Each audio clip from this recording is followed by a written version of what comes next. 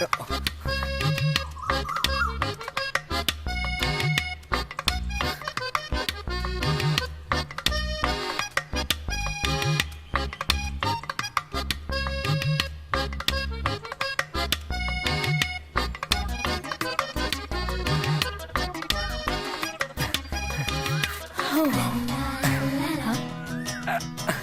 Hero, ढेर नाटक हो गई तोहार।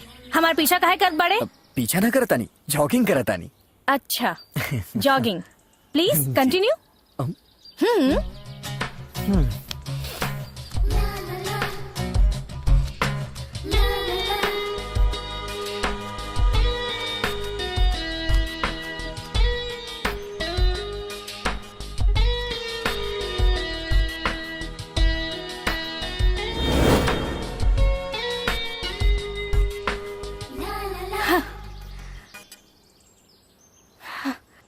ए हीरो, यहाँ आओ।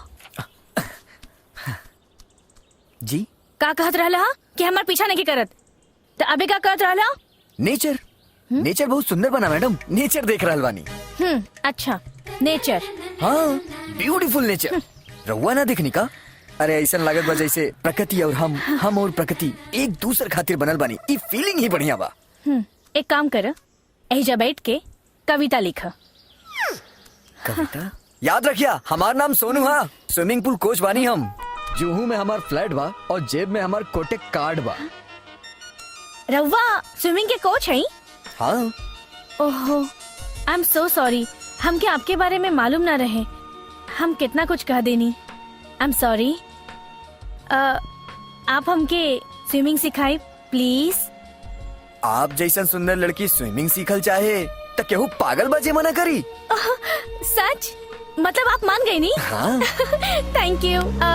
तो हम कब से आए स्विमिंग करे खातिर? कब का है? आज शाम के ही आ जाए ना। आज? हाँ। Thank you.